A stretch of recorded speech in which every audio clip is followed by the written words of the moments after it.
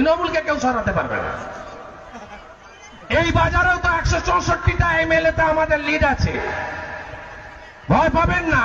দেখবেন মমতা বন্দ্যোপাধ্যায়ের সঙ্গে রাজ্যের মানুষ আছে, আপনারা আছেন। এত কাজ কেউ কখনো করেছে? এই যে কন্যাশ্রী জয়গান, আজকে মহিলাদের বিপ্লব, মাধ্যমিকে ছেলেদের থেকে মেয়েরা বেশি কেন? কন্যাশ্রীর জন্য।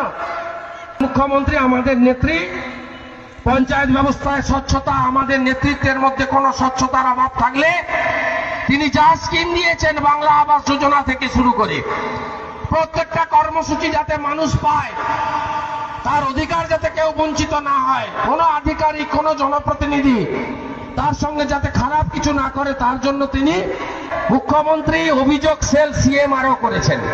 হাজার হাজার অভিযোগ যাচ্ছে, নিষ্পত্তি হচ্ছে। মাঝে মাঝেই দেখবেন ভিডিওরা গ্রামে চলে আসছে, অভিযোগ নিয়ে আসছে সরাসরি।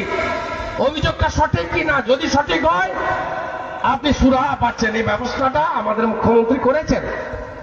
আগে দেখতেন তৃণমূল কংগ্রেসের এমএলএ এমপি নেতারা হয়তো ভোটের সময় ডোর ক্যাম্পেনিং এ এসছেন, পাড়া বৈঠকে এসছেন। এখন দিদিকে বলো কর্মসূচি হয়েছে, এখানে এমএলএরা নেতারা রাত্রি যাপন করছেন, গ্রামের মানুষের সমস্যা শুনছেন, নথিভুক্ত করছেন। তৃণমূলকে কেউ সরাতে পারবে না। এই বাজারেও তো 164টা এমএলএতে আমাদের লিড আছে, ভয় পাবেন না। দেখবেন মমতা বন্দ্যোপাধ্যায়ের সঙ্গে রাজ্যের মানুষ আছে, আপনারা আছেন। এত কাজ কেউ কখনো করেছে? এই যে কন্যাশ্রী জয়গান, আজকে মহিলাদের বিপ্লব, মাধ্যমিকে ছেলেদের থেকে মেয়েরা বেশি কেন? কন্যাশ্রীর জন্য।